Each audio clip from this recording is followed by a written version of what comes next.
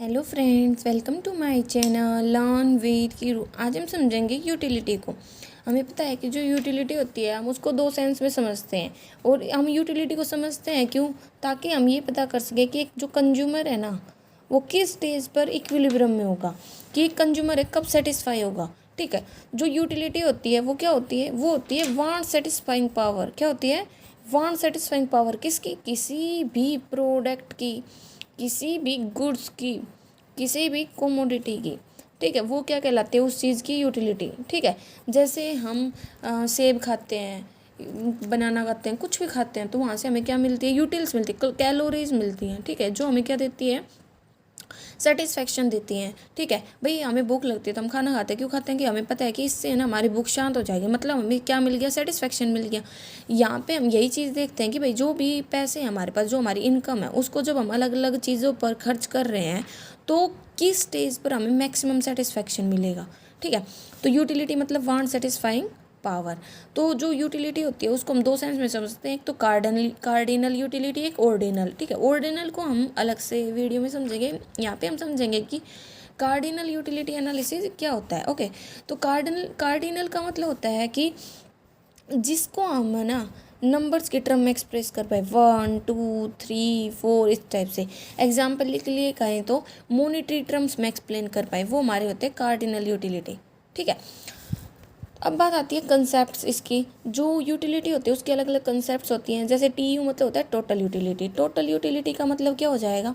Total utility का मतलब हो जाएगा कि आपने ना एक जो वस्तु थी उसकी जितनी भी यूनिट्स थी उन सभी को कंज्यूम कर लिया, उससे जो आपको यूटिलिटी मिल रही है, उससे जो आपको यूटिल्स मिल रही हैं। ठीक है, तो ये टोटल यूटिलिटी होता है, एग्रीगेट्स होता है। ठीक है, मतलब जब हम कंज्यूम करते हैं सारे कोमोडिटीज़ को। ठीक है, या एक कोमोडिटी की सारी यूनिट्स को। मार्जिनल यूटिलिटी को हम एडिशनल, ठीक है, एडिशनल यूटिलिटी भी बोल सकते हैं।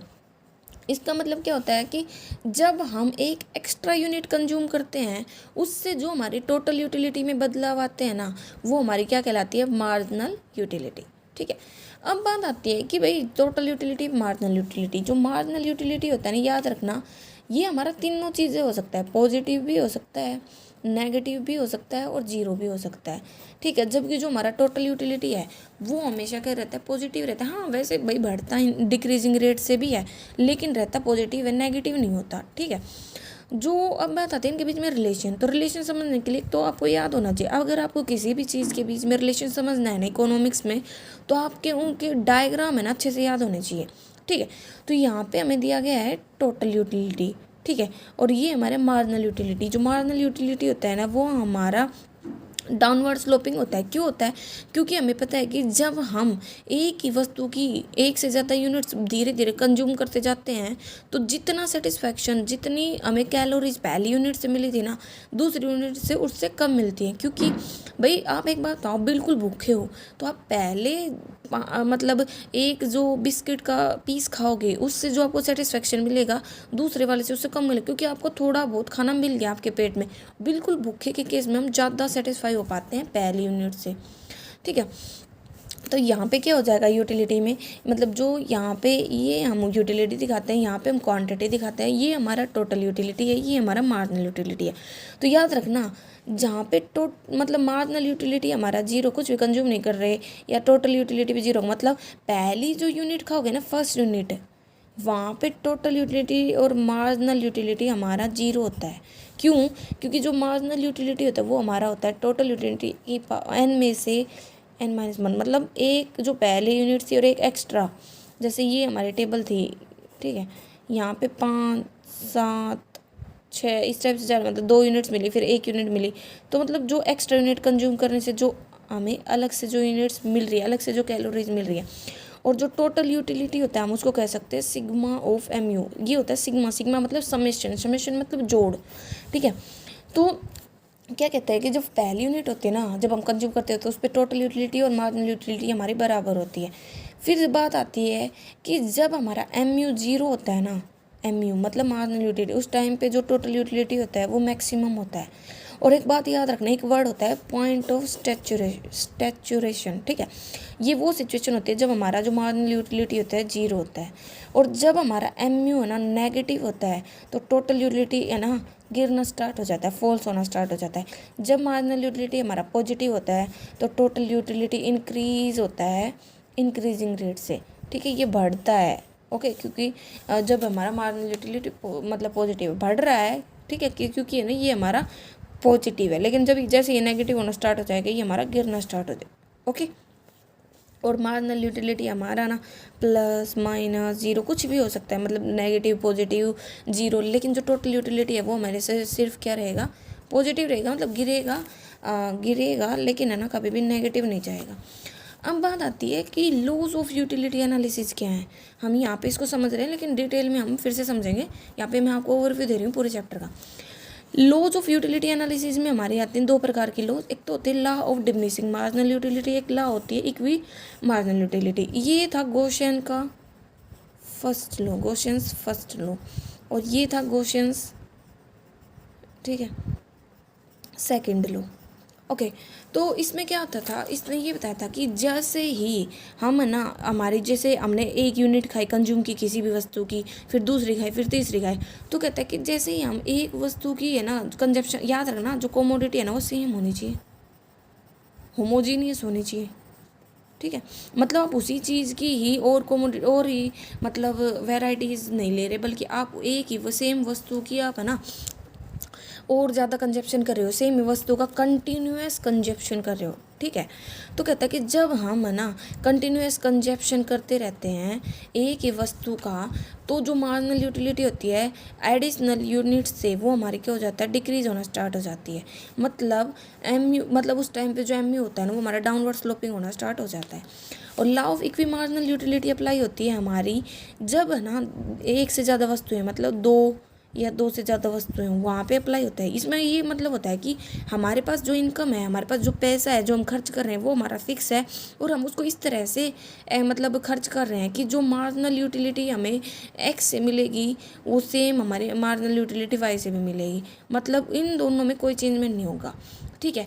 जैसे यहाँ पे मार्जिनल यूटिलिटी ऑफ X और मार्जिनल, तो कब कंज्यूमर सेटिस्फाई होगा, कब वो इक्विलिब्रियम में होगा, जब है ना इसकी जो मार्जिनल यूटिलिटी है वो मार्जिनल यूटिलिटी ऑफ Y के बराबर हो, ठीक है। यहाँ पे क्या हो जाता है कि भाई जो कंज्यूमर है ना वो प्रेफरेंस सेट करके चलता है एक टाइप से, मतलब प्रेफरेंस तो क्या कहेंगे कि भाई है ना उसके पास पैसा फिक्स लेकिन कोमोडिटी दो, ठीक है। तो वो देखेगा कि भाई पहला पैसा कहाँ पे खर्च करे, दूसरा कहाँ पे, तो वो क्या करेगा, वो एक वस्तु पर पैसा खर्च करने के लिए दूसरी को सेक्रीफाइस करेगा, दूसरी पर खर्च करने के लिए पहले को सेक्रीफाइस करेगा, क्योंकि उसकी इनकम तो कॉन्स्टेंट है, उसका खर्चा तो कॉन्स्टेंट है। इनको हम डिटेल में समझेंगे आगे। फिर आती है बात कंज्यूमर सरप्लस। कंज्यूमर सरप्लस, एक बात बताओ, आप एक कंज्यूमर हो तो आप क्या चाहते हो कि भाई है ना मेरे पास 5 रुपये है तो मैं उस 5 रुपये को देखो ज़्यादा से ज़्यादा वस्तु खरीद पाऊँ। यही टेंडेंसी होती है कंज्यूमर की नॉर्मल से। तो कंज्यूमर सरप्लस वो सिचुएशन होती है जब एक कंज्यूमर जितना वो पे करना चाहता है ना, रेडी टू पे, और जितना वो एक्चुअल पे करता है उनके बीच का जो डिफरेंस होता है वो हमारा कंज्यूमर सरप्लस कहता है, ठीक है। तो ये जो होता है ना फिगर, ये हमारा कंज्यूमर सरप्लस को दिखाता है। ऐसे प्रोड्यूसर सरप्लस भी होता है कि भाई जो प्रोड्यूसर है वो कितने में सप्लाई करना चाहता है मार्केट में अपनी इस वस्तु को, और कितने में एक्चुअल में वो रिसीव करता है रेवेन्यू, उनके बीच का डिफरेंस। कंज्यूमर इक्विलिब्रियम की बात आती है। कंज्यूमर इक्विलिब्रियम कब होगा, जब एक कंज्यूमर को ज़्यादा से ज़्यादा सेटिस्फेक्शन मिलेगा, मतलब जितनी उसके पास इनकम है वो उसको खर्च करके जब ज़्यादा से ज़्यादा कमा पा रहा है, मतलब ज़्यादा से ज़्यादा सेटिस्फाई हो पा रहा है, ज़्यादा से ज़्यादा यूटिलिटी ले पा रहा है, वो उसकी कंज्यूमर की क्या कहलाती है, मैक्सिमम की इक्विलिब्रियम स्टेज कहलाती है। इसको हम 3 स्टेजेस में पढ़ते हैं भाई। अगर एक सिंगल कोमोडिटी है जिसका एक ही यूज़ है, एक सिंगल कोमोडिटी है जिसके बहुत सारे यूज़ हैं, एक सिंगल कोमोडिटी मतलब एक से ज़्यादा कोमोडिटी, यहाँ पे तो एक ही कोमोडिटी के एक यूज़, एक कोमोडिटी के बहुत सारे यूज़, यहाँ पे बहुत सारी कोमोडिटीज़ आ गए ABCD जैसे एप्पल ऑरेंज वगैरह ये, ठीक है। अब हम इनको ना डिटेल में समझते हैं हमारी बुक से, ओके। देखो क्या दे रखा है हमें cardinal utility of consumer behaviour को समझेंगे कि कंज्यूमर का बिहेवियर क्या दिखाता है। तो हमें पता है यूटिलिटी अप्रोच में दो प्रकार के आते हैं, कार्डिनल और ऑर्डिनल। कार्डिनल को हम यहाँ समझेंगे, ऑर्डिनल को नेक्स्ट चैप्टर में समझेंगे। यूटिलिटी थी वांट सेटिस्फाइंग पावर किसी भी कमोडिटी की, ठीक है। अब कार्डिनल यूटिलिटी आती है, ऑर्डिनल यूटिलिटी आती है, ठीक है। जो ऑर्डिनल होता है उसको हम इंडिफरेंस कर्व भी बोल देते हैं, लेकिन वो नेक्स्ट चैप्टर में पढ़ेंगे। तो अब बात आती है जो हमारी कार्डिनल यूटिलिटी है वो क्या है। तो कार्डिनल यूटिलिटी को हम ना नियो क्लासिकल अप्रोच भी बोल देते हैं, मतलब जो क्लासिकल अप्रोच है जो पुरानी है, आज के टाइम में तो इसका कम यूज़ होता है। आज के टाइम पे जो इंडिफरेंस कर्व वाली अप्रोच है, ऑर्डिनल है, उसका हम ज़्यादा से ज़्यादा यूज़ करके चलते हैं। ये दी गई थी मार्शल और पिक्यो के द्वारा, ठीक है। इसमें क्या होता है कि ये मेजर करता है कार्डिनल और डेफिनेट नंबर्स में किसको, यूटिलिटी को, जैसे 1 2 3 4 एटसेट्रा, ओके। तो इसके में जो हिब्डन था उसने यूटिलिटी की डेफिनेशन क्या दी थी कि भाई जो हमारी वांट्स को सेटिस्फाई करे। एक कंज्यूमर की वांट्स भी अलग अलग हो सकते हैं भाई, वो एक तो निसेसिटी की हो, जैसे भाई दूध है, डेली का जो भोजन है, नमक है, तेल, ये हमारी निसेसिटी की चीज़ें, हम इनको चाहकर भी इग्नोर ही कर सकते। कंफर्ट होता है जैसे कूलर, पंखे वगैरह, जब हम आरामदायक चीज़, और लग्जरीज होते हैं जब हम दूसरों को दिखाने के लिए, जैसे भाई मेरे पास गाड़ी है, ठीक है, मैं एसी के मतलब डब्बे में सफ़र करूँ, इस टाइप की चीज़ें, मतलब जो कंफर्ट दें, ठीक है। जैसे आईफोन हो गया, मतलब इस वो अगर ना भी हो ना तो भी हमारे जीवन पर कुछ इफेक्ट नहीं पड़ने वाला, लेकिन फिर भी हम उनको खरीदते हैं, हमारी वांट्स होती है, क्योंकि लग्जरी सिचुएशन आ जाती है, हम दूसरों को दिखाना चाहते हैं, डिमॉन्स्ट्रेशन इफेक्ट आ जाता है। अब बात आती है यूटिलिटी के क्या क्या फीचर्स है। एक तो बात आती है यूटिलिटी सब्जेक्टिव है। सब्जेक्टिव का मतलब होता है ये है ना, डिपेंड करती है किसी भी कंज्यूमर की मेंटल सेटिस्फेक्शन के ऊपर, क्योंकि एक चीज़ के है ना, किसी के लिए तो फ़ायदे हैं, किसी के लिए नुकसान, मतलब एक चीज़ किसी को तो सेटिस्फाई कर सकती है, किसी को नहीं। जैसे एक जो शराब पीने वाला होगा उसको तो शराब क्या देगी, यूटिलिटी देगी, उसको मतलब सेटिस्फाई करेगी, ठीक है। लेकिन जो बंदा शराब नहीं पीता उसके लिए तो उसकी कोई यूटिलिटी नहीं है। तो वो डिपेंड करता है यूटिलिटी किस पर, मेंटल सेटिस्फेक्शन पर किसी भी पर्सन के, तो उसे बोलते हैं सब्जेक्टिव अप्रोच। रिलेटिव का मतलब होता है कि जो एक कंज्यूमर है उसके लिए जो यूटिलिटी है वो ना हमेशा सेम नहीं रहती। एक सेम चीज़ की जो यूटिलिटी है हमेशा सेम रहे। जैसे गर्मियों में जो कूलर की और पंखे की जो वैल्यू है ना, जो यूटिलिटी है, वो सर्दियों में नहीं होती, ठीक है। फिर बात आती है यूटिलिटी ज़रूरी नहीं है कि हमेशा यूज़फुल ही हो। अब एक बात बताओ, हमें पता है कि भाई शराब से, सिगरेट से यूटिलिटी तो मिलती है, लेकिन वो यूज़फुल है, वो तो हानिकारक है, लेकिन फिर भी वो जो इंडिविजुअल से कंज्यूम करता है भाई उसे तो मिलती है, उसके लिए तो एक टाइप से हम बोल सकते हैं कि मिल रही है उसे। और जो यूटिलिटी है उसका कोई रिलेशन नहीं होता मोरलिटी मतलब समाज से, मोरल वैल्यूज से, क्योंकि जैसे शराब है, ठीक है, लिकर हो गया, सिगरेट्स हो गई, ठीक है, ये जो भी हैं ये नुकसान देते हैं, ठीक है, लेकिन फिर भी है ना ये यूटिलिटी देते हैं एक टाइप से, क्योंकि क्या क्या यूटिलिटी देते हैं भाई, जो आदमी उसे पीता है वो तो लेगा ही, ठीक है। तो वो मोरलिटी के ऊपर कोई फोकस नहीं होता। हाँ, बस एडवर्टाइजमेंट वगैरह हम फिर भी देखते हैं कि भाई सिगरेट के डब्बे पर या शराब के ऊपर लिखा होता है कि डेंजरस की जो निकोटीन होते हैं, जो भी तंबाकू वगैरह होते हैं, उनसे कैंसर होता है, ठीक है, हम ये देखते हैं। अब बात आती है क्या अजम्पशंस होते हैं यूटिलिटी एनालिसिस के, भाई यूटिलिटी एनालिसिस हम कहाँ पे यूज़ कर सकते हैं। तो देखो, एक तो रैशनल कंज्यूमर होना चाहिए, मतलब एक कंज्यूमर है ना, डिसीजन लेने से पहले क्या करे भाई, सोचे कि उसे कहाँ पे मैक्सिमम सेटिस्फेक्शन मिल रहा है अपने लिमिटेड इनकम से, ठीक है। दूसरी बात आती है कि कार्डिनल यूटिलिटी होता है, मतलब जिनको हम नंबर की फॉर्म में एक्सप्रेस कर सकते हैं। इंडिपेंडेंट यूटिलिटी होती है, मतलब जो भी यूनिट्स होती है ना यूटिलिटी की, वो इंडिपेंडेंट है, मतलब एक जो भी कमोडिटी है उसका दूसरी कमोडिटी से कोई मतलब ऐसा नहीं है कि भाई एक कमोडिटी दूसरी पर डिपेंडेंट, ऐसा नहीं होता। वो है ना, एक यूटिलिटी जो हमें एक कमोडिटी से मिल रही है उसको दूसरी कमोडिटी पर कोई इफेक्ट नहीं पड़ता। जो मार्जिनल यूटिलिटी होती है मनी की, वो हमेशा कॉन्स्टेंट होती है, मतलब जो हमारे पास खर्चा है, जो हमारा पैसा है, वो क्या है, कॉन्स्टेंट है, ओके। फिर बात आ जाती है कि डिविजिबिलिटी, मतलब जो गुड्स है ना वो डिविजिबल होना ज़रूरी है। जैसे भाई सेब है, उसको हम पीसीज में काट सकते हैं, केक को भी हम पीसीज में काट सकते हैं, डिविजिबल होना चाहिए ताकि हम उसको कंज्यूम कर पाए, ठीक है। डिमिनिशिंग मार्जिनल यूटिलिटी होती है, मतलब जैसे जैसे कंजप्शन बढ़ता जाता है ना कमोडिटी का, वैसे वैसे जो मार्जिनल यूटिलिटी होती है वो डिमिनिश होना स्टार्ट हो जाता है, मतलब उससे जो भी कैलोरीज, उससे जो भी यूटिलिटी मिल रही थी वो क्या हो जाती है, डिक्रीज होना स्टार्ट हो जाती है।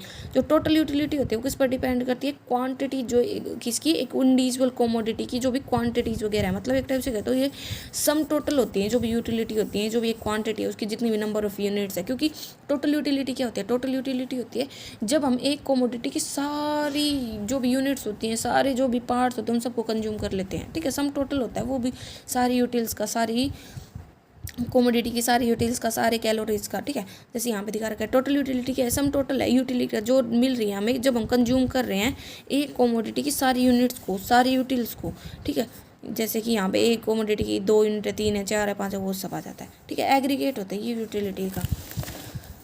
मार्जिनल यूटिलिटी क्या, इसको हम एडिशनल यूटिलिटी भी बोल देते हैं। ये होता है जब टोटल यूटिलिटी है ना कंजप्शन की, वो चेंज हो जाती है जब हम एक एक्स्ट्रा एक एडिशनल यूनिट को कंज्यूम करके चलते हैं।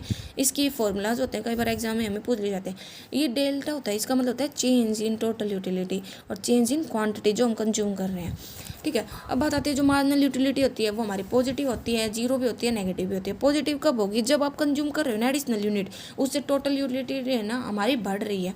और जीरो कब होगी, जब है ना आप अगर एडिशनल यूनिट कंज्यूम भी कर रहे हो किसी भी कमोडिटी की, तो उससे आपकी जो टोटल यूटिलिटी है वो उसमें कोई चेंज नहीं आ रहा। अगर पहले भी 5 है तो वो आज भी 5 ही है। और नेगेटिव का मतलब होता है कि अगर आपने एक भी एडिशनल यूनिट को कंज्यूम किया ना तो आपकी टोटल यूटिलिटी डिक्रीज हो जाएगी।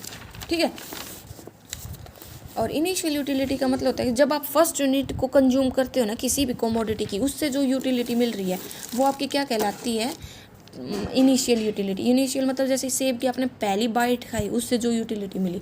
अब बात आती है भाई टोटल यूटिलिटी और मार्जिनल यूटिलिटी में क्या डिफरेंस है, क्या रिलेशन है। देखो ये जेवोन्स के द्वारा एक्सप्लेन किया गया था रिलेशनशिप को। तो देखो जो टोटल यूटिलिटी है वो हमारे देखो क्या है, 8 हुई, 8 मतलब 8 बढ़ गई, फिर कितने से बढ़ी, 6 से बढ़ी, फिर कितने से बढ़ी, 4 से बढ़ी, फिर 2 से, फिर 0, फिर घट गए। तो क्या देखा हमने, टोटल यूटिलिटी बढ़ तो रही है लेकिन डिक्रीजिंग रेट से, क्योंकि जो मार्जिनल यूटिलिटी है वो हमारी जब हम एक्स्ट्रा यूनिट कंज्यूम कर रहे हैं तो वो डिक्रीज हो रही है। और याद रखना जहाँ पे मार्जिनल यूटिलिटी 0 होती है वहाँ पे हमारा टोटल यूटिलिटी मैक्सिमम होता है, और जहाँ पे मार्जिनल यूटिलिटी 0 हो जाए मतलब नेगेटिव में चला जाए वहाँ पे हमारा टोटल यूटिलिटी भी क्या हो जाता है, डिक्रीज हो जाता है। ठीक है, और जो टोटल यूटिलिटी जहाँ पे 0 होता है वहाँ पे मार्जिनल यूटिलिटी भी 0 होता है। और पहली यूनिट जो भी हमारी टोटल यूटिलिटी और मार्जिनल यूटिलिटी है ना उसकी इक्वल होती है, मतलब फर्स्ट स्टेज पे ये दोनों क्या होते हैं, इक्वल होते हैं।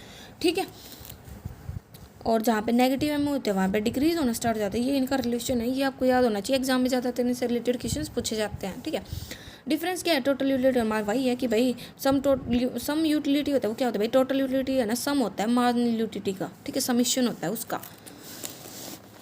और मार्जिनल यूटिलिटी में अगर कोई बदलाव आता है उसके कारण टोटल यूटिलिटी में भी बदलाव आते हैं। ओके, ये हमने पढ़ा था। अब बात आते हैं जैसे कि यहाँ पे हमें दिया गया है आगे कि जो मार्जिनल यूटिलिटी है वो डिमिनिश होना स्टार्ट हो जाती है, और जो टोटल यूटिलिटी है वो ना बढ़ती रहती है जैसे जैसे हम एडिशनल यूनिट कंज्यूम करते हैं। लेकिन ना देखो ये स्टेज वहाँ तक ही रहती है जहाँ तक मार्जिनल यूटिलिटी 0 नहीं हो जाता। इसे बोलते हैं पॉइंट ऑफ सैचुरेशन। मतलब उसके बाद है ना अगर हम बढ़ाएंगे कंजप्शन तो ना टोटल यूटिलिटी डिक्रीज ही होगी। वो उस पर ना एक टाइप से कहते हो डिक्रीज होने का मतलब ये है कि उससे हमें नुकसान ही होगा, कोई फ़ायदा नहीं होने वाला। ठीक है, और मार्जिनल यूटिलिटी हमारा 0 नेगेटिव सब कुछ हो सकता है। मार्जिनल यूटिलिटी डिटरमाइन करता है rate of change in total utility. जो मार्जिनल यूटिलिटी है वो क्या दिखाता है हमें, जो भी हमारे टोटल यूटिलिटी है ना उसमें बदलाव हो। ओके, रिलेशन वही चीज़ें दे रखी है, जैसे जैसे हम क्वांटिटी जितना ज़्यादा कंज्यूम करते हैं मार्जिनल यूटिलिटी जो हम हर यूनिट से मिलेगी ना सक्सेसिव यूनिट वो डिमिनिश होगी, मतलब घटती जाएगी। जबकि टोटल यूटिलिटी है एक सर्टेन लिमिट तक इंक्रीज होगी, उस लिमिट के बाद वो डिक्रीज होना स्टार्ट हो जाती है जिसे बोलते हैं हम पॉइंट ऑफ सैचुरेशन। ठीक है, मतलब फुल सेटिस्फैक्शन की स्टेज हो जाती है। ओके, फर्स्ट यूनिट पर दोनों इक्वल होते हैं। इन्हीं की चीज़ों से हमारे नेट वगैरह के एग्जाम में क्वेश्चन बनते हैं। और डिक्रीजिंग एमओ का मतलब है कि टीयू इंक्रीज हो रहा है लेकिन डिक्रीजिंग रेट से, जैसे ये हमें डायग्राम दिखा दिया गया है। ठीक है, ये मार्जिनल यूटिलिटी हमारा क्या हो रहा है, नीचे जा रहा है।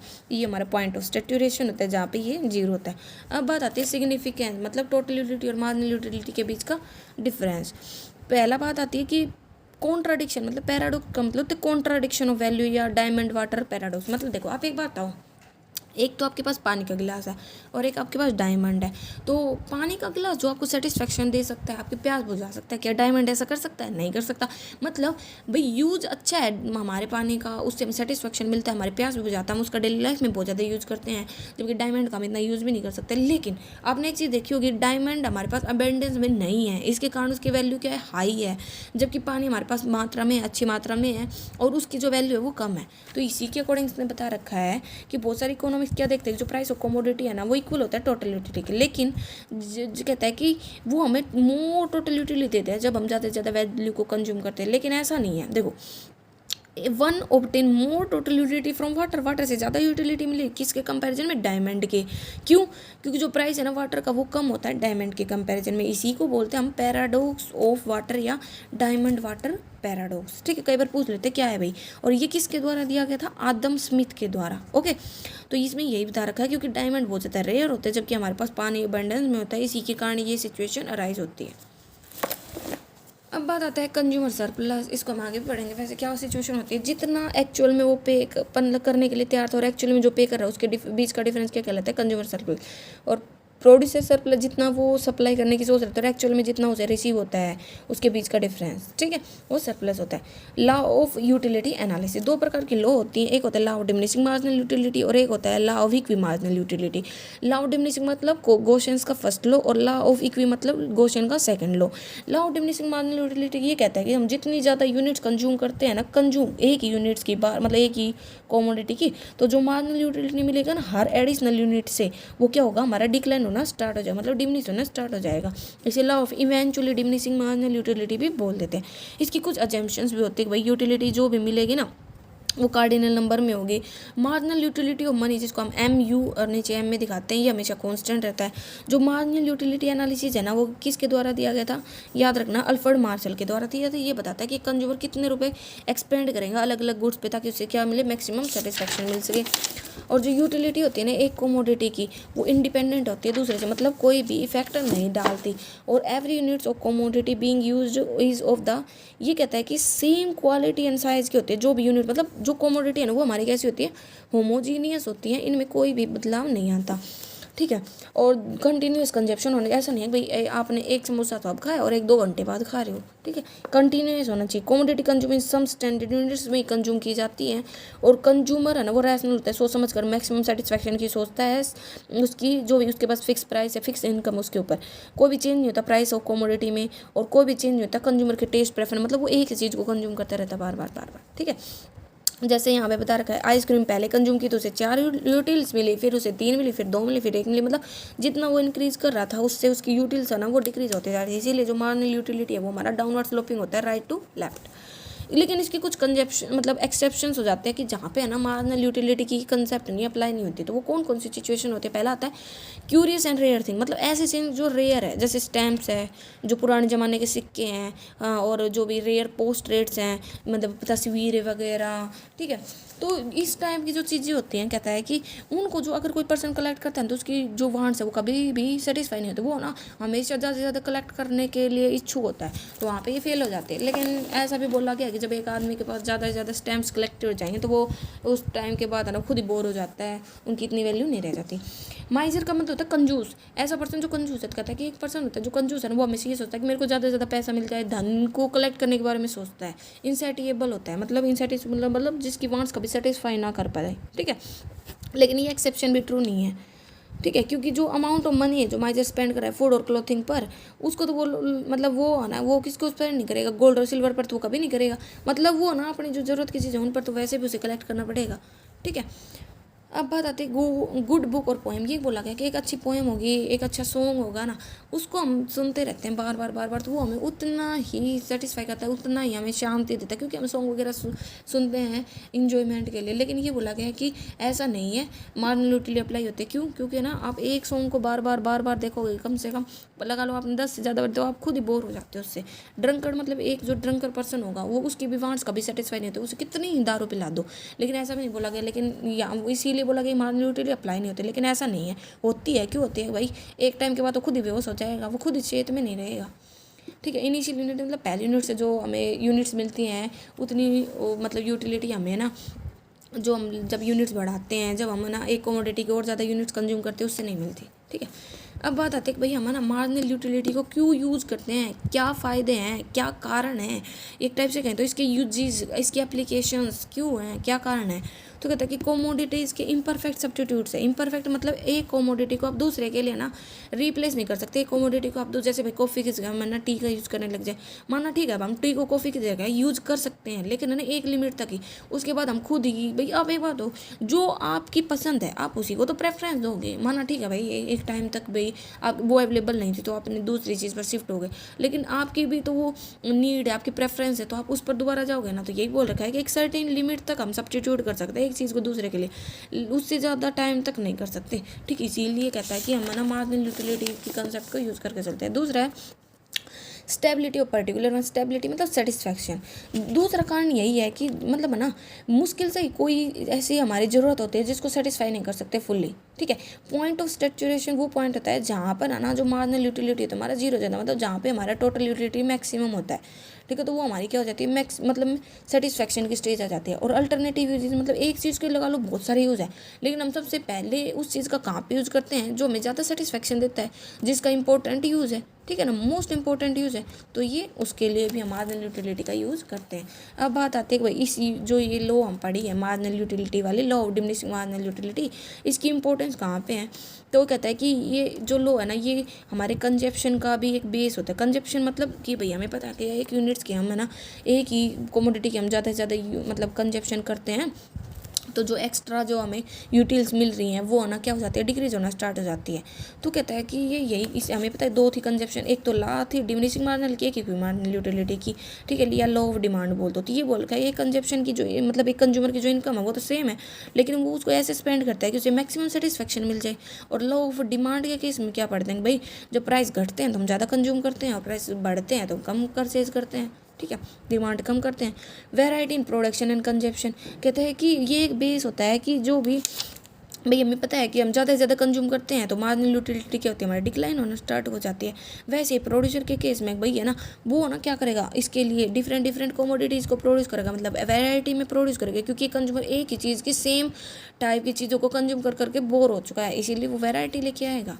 ठीक है, डिफरेंस होता है value in use and value in exchange. कैसे, वैल्यू इन यूज़ का मतलब तो हो गया जैसे पानी का यूज़ है और डायमंड का यूज़ है। बट डायमंड आप रख सकते हैं कि भाई शो केस के रूप में, अब दिखाने के रूप में। यूज़ मतलब पानी हम पी सकते हैं। और वैल्यू इन एक्सचेंज का मतलब भैया एक बात हो, अब डायमंड है, डायमंड उसके तो हम पैसे ज़्यादा देते हैं, जो कि पानी होता है वो सस्ता होता है, इतने ज़्यादा हमें पैसे नहीं देने पड़ते। तो यही पैराडॉक्स इसको वैल्यू इन यूज़ और वैल्यू इन एक्सचेंज के रूप में मतलब बांट के चलता है। और मार्जिनल यूटिलिटी होता है ना, वो रैपिडली कहता है कि गिरती है, क्योंकि मतलब जब मार्जिनल यूटिलिटी गिरेगी तो प्राइस भी गिरेंगे। ठीक है, क्योंकि देखो जो पानी है, पानी ठीक है, उसकी जो मार्जिनल यूटिलिटी है वो हमारी कम है। क्यों? क्योंकि उसके प्राइस ज़्यादा नहीं है। और जबकि जो गोल्ड सिल्वर वगैरह है, डायमंड वगैरह है, उनकी यूटिलिटी ज़्यादा है, मतलब मार्जिनल यूटिलिटी भाई ज़्यादा हो क्योंकि उनकी प्राइस ज़्यादा है। ठीक है, तो ये वही बता रहा है प्राइस डिटर्मिनेशन। प्राइस को भी डिटरमाइन कर सकते हैं किसकी हेल्प से, जहाँ पे डिमांड और सप्लाई के दूसरे को सब्ट्रैक्ट करें, जैसा कि परफेक्ट कंपटीशन में होता है। फिर बात आता है प्रोग्रेसिव टैक्सेशन। एक देखो याद रखना, टैक्स दो प्रकार से लगा सकते हो आप, एक प्रोग्रेसिव एक रिग्रेसिव। प्रोग्रेसिव का मतलब होता है जैसे जैसे प्रोग्रेस हो रही है, आप पहले 5 लाख कमाते हैं 10 लाख, मतलब इनकम बढ़ने के साथ जब आपका टैक्स बढ़ता है। और रिग्रेसिव होता है मतलब जो सब पर सेम लगता है, जैसे आप एक कोई भी सामान खरीद के लेके आए, आप गुड़ खरीद के लेके आए, तो गुड़ पर अगर सरकार ने 1% GST लगा रखा है तो वो सब देंगे, चाहे अमीर हो चाहे गरीब हो, तो वो रिग्रेसिव। तो यहाँ पे प्रोग्रेसिव को इंपॉर्टेंस दी जाती है ताकि ना अमीर और गरीब के बीच का डिफरेंस हटा सकें, जैसे एडवांटेजेस देना कंज्यूमर को। ठीक है, एडवांटेजेस होंगे ना जहाँ पे मार्जिनल यूटिलिटी उसके प्राइस के बराबर हो, वहाँ पे वो क्या होगा, सेटिस्फाई होगा। और basis of redistribution of income, redistribute मतलब कहता है कि रीडिस्ट्रीब्यूट का मतलब होता है कि भाई जो मार्जिनल यूटिलिटी ऑफ मनी है ना, वो हमें पता है कि भाई जो रिच होते हैं उनके लिए तो कम होती है, पुअर के लिए ज़्यादा होती है। जब रीडिस्ट्रीब्यूट कर देंगे तो क्या होगा, वो है ना सोसाइटी का वेलफेयर वगैरह बढ़ाएगी, उनको इक्वल करेगी। अब बात आता है डेरिवेशन और डिमांड कर through the law of diminishing marginal utility. अब डिमांड कर को हम कैसे ड्रॉ कर सकते हैं, law of diminishing marginal utility की हेल्प से। ठीक है, कहता है कि जो मार्जिनल यूटिलिटी है जब हम उसको ना मनी की फॉर्म में एक्सप्रेस करते हैं ना, तो कहता है कि उस टाइम पे जो पॉजिटिव पार्ट है वो तो मार्जिनल यूटिलिटी कर्व का वो हमें डिमांड कर्व दिखाता है। कैसे, देखो मार्जिनल यूटिलिटी कर्व है, ये हमारा डिमांड कर्व है। ठीक है, जब हम है ना वाई एक्सिस पर प्राइस को दिखाएंगे तो डिमांड कर्व दिखाएगा, जब हम वाई एक्सिस पर मार्जिनल यूटिलिटी को दिखाएंगे तो मार्जिनल यूटिलिटी कर्व दिखाएगा। और जब मार्जिनल यूटिलिटी को आप मनी की फॉर्म में एक्सप्रेस कर देते हो तो जो मार्जिनल यूटिलिटी कर्व है ना, वही हमारा क्या बन जाता है, डिमांड कर्व। मतलब मनी की फॉर्म में एक्सप्रेस करना मतलब प्राइस को दिखाना। ठीक है, ये दिखा रखे हमें, ये हमारा मार्जिनल यूटिलिटी कर्व है, ये हमारा प्राइस वाला मतलब डिमांड का कर्व है। ओके, डिमांड कर्व हमारा नेगेटिवली स्लोपिंग होता है लेफ्ट टू राइट। ओके, अब बात आती है क्रिटिसिज्म है भाई, जो भी हमें मार्जिनल यूटिलिटी पढ़ी उसमें कुछ कमियां हैं। क्या कमियां है भाई? एक तो हमने पढ़ा कि कार्डिनल नंबर में मेजर करके चलता है, लेकिन ऐसा पॉसिबल नहीं है। कुछ चीज़ें ऐसी भी होती है जिनको हमें कैलकुलेट नहीं कर पाते नंबर की फॉर्म में।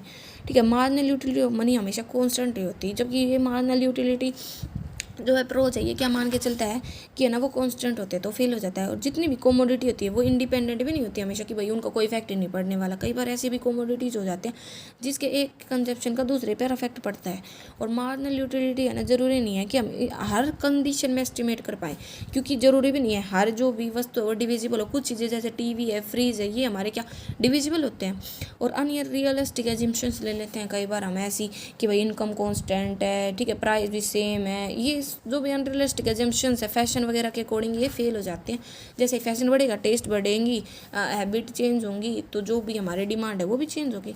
अब बात आती है दूसरी लॉ ऑफ हमने पढ़ी law of diminishing marginal utility. अब बात आती है law of equi marginal utility. इसे हम ना गोशन का सेकंड लॉ भी बोलते हैं। ठीक है, इसका मतलब ये होता है कि जब है ना, जैसे आपके पास दो कमोडिटी है और आप उन दोनों पर पैसा खर्च कर रहे हो, तो आप ये देखोगे जो लास्ट रुपया आपने स्पेंड किया ना दोनों कमोडिटी पर, उससे आपको इक्वल सेटिस्फेक्शन मिले। मतलब कम्बिनेशन अलग अलग है, ठीक है, लेकिन है ना आपको जो सेटिस्फेक्शन मिल रहा है वो क्या मिल रहा है? सेम मिल रहा है। अलग अलग लोगों ने चाहिए अलग अलग रूप से बनना है कि कोई कहता है law of rational consumer, law of substitution, ठीक है, कोई कहता है लॉ ऑफ इकोनॉमिक्स। ये तो था ना डॉक्टर मार्शल ने अपनी बुक में एक्सप्लेन किया था, जिसे बोलते हैं तो प्रिंसिपल ऑफ इकोनॉमिक्स। ओके, अब जैसे यहाँ पे दिखाया गया है कि जो एक कंज्यूमर है ना वो स्पेंड करेगा अपनी इनकम को दो या दो से अधिक कमोडिटी इस तरीके से कि जो मार्जिनल यूटिलिटी मिल रही है ना हर कमोडिटी से वो सेम हो, प्रोपोर्शनल हो एक दूसरे के। जैसे भाई ये पहली कमोडिटी है दूसरी, तो मतलब इसकी जो मार्जिनल यूटिलिटी है वो हो, और इसको इसके प्राइस से डिवाइड किया गया। मार्जिनल यूटिलिटी जो दूसरी की और उसको उससे प्राइस से डिवाइड किया गया। ऐसे तीसरी कमोडिटी मतलब हमने मान लिया एक्स कमोडिटी को उसके प्राइस से डिवाइड किया गया और वाई कमोडिटी, तो इनसे जो भी marginal utility of x equal हो जाएगी मार्जिनल यूटिलिटी ऑफ वाई। ठीक है, अजम्पशन है भाई कि भाई ना कार्डिनल मेजरमेंट ऑफ यूटिलिटी हम कर सकते हैं, वहाँ पे ही ये अप्लाई होगा। कंज्यूमर रैशनल होगा, इनकम है वो कांस्टेंट होगी, मार्जिनल यूटिलिटी ऑफ मनी भी कांस्टेंट होगी, प्राइस भी कांस्टेंट रहेंगे, कमोडिटी को हम डिवाइड कर पाएंगे। कंजप्शन है ना एक ही गिवन पीरियड मतलब फिक्स पीरियड होगा, कंटिन्यूस होगा। ठीक है, जैसे ये दिखा रखा है भाई हमने ना, हमारे पास 1 रुपये की मतलब 1 रुपये के हिसाब से हम मैंगो खरीद सकते थे, 1 रुपये के हिसाब से मिल्क खरीद सकते थे। ठीक है, और हमारे पास है ना फिक्स रुपये थे। तो देखो हमने ना अगर पैसे लगाए मैंगो पर तो हमें 12 यूटिल्स मिली। ठीक है, और अगर हमने मिल्क पर लगाए तो 10 यूटिल्स मिली, फिर अगर हमने मैंगो पर लगाए तो 10 यूटिल्स मिली, फिर इस पर 8, मतलब पहला रुपया इस पर, फिर दूसरा, फिर तीसरा, फिर चौथा, फिर पाँचवा, छठा, सातवां, आठवां। मतलब अगर आप 500 के 500 रुपये इधर लगा ले तो 12 10, मतलब क्योंकि कंजप्शन घटता, जैसे कंजप्शन बढ़ता जाता है वैसे जो यूटिल्स मिल रही है, जैसे जो यूटिलिटी मिल रही है एडिशनल यूनिट से वो क्या होती है डिक्रीज होना स्टार्ट हो जाते हैं। तो एक बात याद रखना, अब कंज्यूमर रेशनल है तो क्या करेगा, अपन डिसीजन लेगा कि वो है ना पहला रुपये तो आप करेगा मैंगो पर, फिर दूसरा रुपये करेगा मैंगो पर, मतलब मिल्क पर सॉरी, फिर तीसरा रुपये वो खर्च करेगा मैंगो पर, चौथा वो मिल्क पर, क्योंकि उसे यहाँ पे ज़्यादा मिला, फिर यहाँ पे मिल रहा है, फिर यहाँ पे, फिर यहाँ पे, फिर यहाँ पे, फिर यहाँ पे, और वो कहाँ पे रुक जाएगा जहाँ पे है ना वो सारे पैसे यूज हो गए उसके 5 के 5 रुपये। और है ना यहाँ पे मार्जिनल यूटिलिटी ऑफ मैंगो और मार्जिनल यूटिलिटी ऑफ मिल्क हमारा इक्वल है 8 और 8। ठीक है, जैसे आप इसको इसकी हेल्प से देख, क्योंकि हमारी इनकम क्या है कांस्टेंट है तो हमने ड्रॉ किया, तो ये कहाँ पे इक्वल में होंगे, यहाँ पे। इसे बोलते हैं law of equi marginal utility, जहाँ पे दोनों जो कमोडिटी पर हमने खर्चा किया है उनकी जो मार्जिनल यूटिलिटी है वो हमारी क्या है इक्वल है। ठीक है, कि मतलब जो लास्ट रुपये हमने स्पेंड किया मतलब 5वां रुपये वो हमें क्या दे रहा है, दोनों कमोडिटी से सेम यूटिलिटी दे रहा है। ठीक है, अब बात आती है जैसे ये डायग्राम दिखा रखा है मैंगो का और मिल्क का, और कहाँ पे हम रह रहे हैं यहाँ पे जहाँ पे हमें फ़ायदा रहा है। देखो यहाँ पे गेन दिखा रहे हैं, यहाँ पे लॉस दिखा रहा है, क्योंकि अगर हमने है ना ये नॉट लॉस का मतलब ये है कि अगर आपने अपने सारे पैसे इधर लगाए तो आपको इसके कंपैरिजन में कम यूटिल्स मिलेंगी, कम आपको फ़ायदा मिलेगा, वो लॉस को दिखा रहा है वहाँ पे। मॉडर्न स्टेटमेंट ऑफ लॉ में कहता है कि जो मॉडर्न इकोनॉमिस्ट है उन्होंने इसी को लॉ ऑफ प्रोपोर्शनलिटी के रूप में बोला है। ठीक है, क्या बोला है कि भाई कंज्यूमर है ना मैक्सिमम सेटिस्फेक्शन चाहता है, जब कब मिलेगा उसे, जब रेशो जो मार्जिनल यूटिलिटी है ना जो मिला है बोले अलग अलग कमोडिटी के वो इक्वल हो उनके प्राइस के। ठीक है, जैसे ये फॉर्मूला बन गया ये वाला कि मार्जिनल यूटिलिटी है ना वो उनके प्राइस के बराबर हो। ठीक, कितना भी हो सकता है, एन कमोडिटीज़ भी हो सकते हैं। अब इंपॉर्टेंस क्या है भाई लोगों की, कंजप्शन में, प्रोडक्शन में, एक्सचेंज में, ये हम पीछे पड़ गए हैं। जैसे ही law of diminishing marginal utility के फायदे थे ना वैसे ही, क्योंकि कंज्यूमर क्या चाहता है मैक्सिमम सेटिस्फेक्शन, प्रोड्यूसर क्या चाहता है मैक्सिमम प्रॉफिट। ठीक है, एक्सचेंज का मतलब होता है रिप्लेस करना, जो भी कमोडिटी, मतलब एक कमोडिटी को दूसरे के बदले जो उसे ज़्यादा मैक्सिमम यूटिलिटी दे, ज़्यादा मैक्सिमम यूटिलिटी दे। डिस्ट्रीब्यूशन मतलब इनकम का डिस्ट्रीब्यूशन होना अमीर और गरीब के बीच में। और पब्लिक फाइनेंस मतलब एक पब्लिक से जो भी पैसा आ रहा है, ठीक है, जो हम खर्चा कर रहे हैं, रेवेन्यू या एक्सपेंडिचर जो भी है, distribution of income, saving and consumption में, ये सब मतलब हम पीछे पड़ गए हैं। अब बात आती है कि क्रिटिसिज्म है, वही है जो हमने law of diminishing marginal utility कमियाँ पड़ी थी, वही है कि भाई कार्डिनल नंबर में मेजर करना मुश्किल है, मार्जिनल यूटिलिटी ऑफ मनी बदल सकती है, वो कांस्टेंट नहीं होती, रेशनल भी नहीं है कंज्यूमर, ना इतनी कैलकुलेटिंग है कि वो ना एक से ज़्यादा कमोडिटी होने की सिचुएशन में कैलकुलेट कर पाएँ कि भाई कौन सी सिचुएशन हमारे लिए सूटेबल है। और छोटे जो गुड्स, कहता है कि ऐसे गुड्स की भी शॉर्टेज है जो हमें ज़्यादा से ज़्यादा सेटिस्फेक्शन दे सकते हैं, ज़्यादा से ज़्यादा यूटिलिटी दे सकते हैं, ठीक है। फैशन का भी इन्फ्लुएंस पड़ता है, कंज्यूमर को इतनी नॉलेज भी नहीं है, और कुछ गुड्स ऐसे होते हैं जिनको हम छोटे छोटे पार्ट्स में डिवाइड भी नहीं कर सकते। इनकम कॉन्स्टेंट या प्राइस कॉन्स्टेंट ऐसा ज़रूरी नहीं है कि भाई जैसे ही लगा लो किसी के प्राइस गिरे, ठीक है, या कुछ भी फैशन बदला तो उसके अकॉर्डिंग इनकम में भी इफेक्ट आ सकता है, महंगाई आ गई, ठीक है। इंडेफिनिट बजट पीरियड रेफर करता है वो पीरियड जहाँ पे जो एक कंज्यूमर है ना स्पेंड करता है अपनी इनकम को अलग अलग यूजेज में। जैसे उसने फिक्स कर लिया मेरे पास 5,000 रुपये है, उनको मेरे को एक महीने के अंतर्गत इन चीज़ों पर खर्च करना है, तो वो जो पीरियड है वो बजट पीरियड होता है, ठीक है। जरूरी थोड़ी ना कि वो खर्चा उतनी पीरियड तक चले, या आपके पास जितने रुपए हैं वो उतने ही पीरियड में ख़त्म हो। कई बार खर्चे ज़्यादा हो जाते हैं, कई बार कम। और कॉम्प्लीमेंट्री गुड्स पर भी अप्लाई नहीं होता। कॉम्प्लीमेंट्री गुड्स क्या होते हैं? कॉम्प्लीमेंट्री गुड्स होते हैं कि भाई अगर एक चीज़ आपने खरीदी ना, तो आपको उस चीज़ को यूज़ करने के लिए दूसरी चीज़ की रिक्वायरमेंट होगी। जैसे आपने गाड़ी खरीदी, तो गाड़ी के बिना पेट्रोल के चल जाएगी? तो नहीं, तो पेट्रोल भी, तो इसमें हम जैसे ही हम गाड़ी खरीदेगा ना, तो ऐसा नहीं है कि भाई पेट्रोल का कंजप्शन घटेगा, वो भी बढ़ेगा, तो ये वहाँ पे भी अप्लाई नहीं होता। अब बात आता है कंज्यूमर सरप्लस। हम पढ़ चुके हैं कि जितना वो पे करना चाहता है और एक्चुअल में जितना वो पे करता है उसके बीच का डिफरेंस क्या कहलाता है? कंज्यूमर सरप्लस, ठीक है। और ये स्लोप करता है, डाउनवर्ड करता है। जो कंज्यूमर होता है वो कम से कम पे करना चाहता है, क्योंकि वो क्या चाहता है? ज़्यादा से ज़्यादा कम, मतलब सेटिस्फैक्शन लिए कम प्राइसेस पर। देखो ये हमारा था मार्जिनल यूटिलिटी जो घट रहा था। प्राइस थे मतलब 10, 8, 6, 4 जो पे कर सकता था, मतलब पे करना चाहता था जब इतनी इतनी यूटिलिटी मिल रही थी, लेकिन एक्चुअल में कितने पे कर रहा है? 4। तो इनके बीच का जो डिफरेंस है वो क्या कहलाएगा? उसका कंज्यूमर सरप्लस। याद रखना, प्राइस जब बढ़ता है तो कंज्यूमर सरप्लस घट जाता है। ये डायग्राम दिखा रखा, ये हमारा कंज्यूमर सरप्लस है। और जहाँ पे प्रोड्यूसर, देखो ये बीच की लाइन है, यहाँ नीचे तो प्रोड्यूसर सरप्लस, ऊपर होता है कंज्यूमर सरप्लस। जब ये दोनों मिल जाते हैं तो वो कहलाता है टोटल इकोनॉमिक सरप्लस, ठीक है। अब बात आता है कि इक्विलिब्रियम में कब होगा वो, एक कंज्यूमर इक्विलिब्रियम में कब कह सकते हैं? तो क्या याद रखना, ठीक है, कंज्यूमर मैक्सिमम सेटिस्फेक्शन कब मिलेगा? भाई देखो, कंज्यूमर इक्विलिब्रियम में होगा जब उसे मैक्सिमम सेटिस्फेक्शन मिलेगा। मतलब वो अपने खर्चे में कोई बदलाव नहीं कर रहा, वो 5 रुपये पहले भी खर्च कर रहा था, 5 आज भी खर्च कर रहा है, लेकिन सेटिस्फेक्शन कैसा ले रहा है? मैक्सिमम ले रहा है। अजम्पशन ये कंज्यूमर रेशनल है, कार्डिनल यूटिलिटी में मतलब हम एक्सप्रेस कर सकते हैं, इंडिपेंडेंट यूटिलिटी, मतलब सेम अजम्पशंस है जो हम पीछे पड़ गए हैं। और अगर इनकी लिमिटेशंस बतानी होती है, अजम्पशंस का उल्टा कर देना। फिक्स इनकम है, ये टेस्ट एंड कॉन्स्टेंट, टेस्ट भी सेम है, बदलेगा नहीं, परफेक्ट नॉलेज उसे मार्केट की। अब बात आती है कंज्यूमर इक्विलिब्रियम को हम 3 स्टेज में पढ़ेंगे। एक तो जब एक कमोडिटी का एक यूज, एक कमोडिटी की सेवरल यूजेज और एक से ज़्यादा कमोडिटीज हो। याद रखना ये होती है law of diminishing marginal utility के केस में, जब एक ही कमोडिटी है उसका एक यूज, हम उसके भाई जब यूज को बढ़ाते जा रहे हैं तो एडिशनल यूनिट से जो हमें यूटिल्स मिलेंगे ना, वो क्या होंगे? हमारी डिमिनिशिंग होंगी, वो क्या होंगी? हमारी कम होंगी। देखो ये हमारी मार्जिनल यूटिलिटी ऑफ एक्स थी, तो देखो घट रही है ना, और जो प्राइस है वो हमारा कांस्टेंट है, जो हम खर्चा कर रहे थे वो हमारा कांस्टेंट है। तो इससे क्या होगा? जो हमें यूटिलिटी मिल रही है, देखो वो हमारे क्या हो रही है? घटती जा रही है, ठीक है। तो ये हमारा नेगेटिव भी होगा लास्ट में जाके, ओके। अब बात आती है इसके डायग्राम की, तो ये सिंगल कमोडिटी के केस में होता है जब उसका एक यूज होता है। ये ई पॉइंट है ना, ये हमारा क्या दिखाता है? इक्विलिब्रियम को, जहाँ पे प्राइस और मार्जिनल यूटिलिटी एक दूसरे को काट रही है, वो हमारा इक्विलिब्रियम पॉइंट है।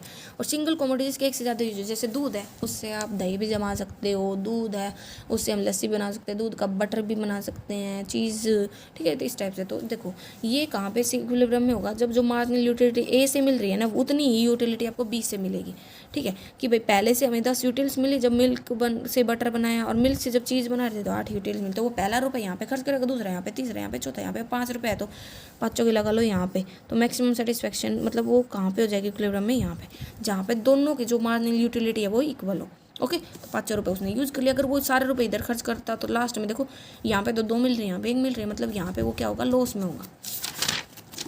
तो इसको ड्रॉ करने के लिए पता है कैसे करते हैं, बीच में आप वाई एक्सिस बनाया करो और इधर भी एक्स एक्सिस इधर भी एक्स एक्सिस, एक को आप इधर दिखा दो और एक को इधर दिखा दो, और जहाँ पे एक दूसरे के साथ ऐसे इक्वल हो मार्जिनल यूटिलिटी, वो क्या हो जाएगा हमारा इक्विलिब्रियम स्टेज।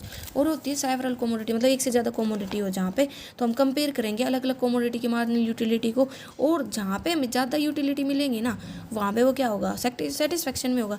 तो एक कंज्यूमर है ना कोमोडिटी को परचेज करना जब बंद कर देता है, जब उसे जो मार्जिनल यूटिलिटी मिल रही है ना वो कम मिले दूसरी कोमोडिटी के कंपैरिजन में।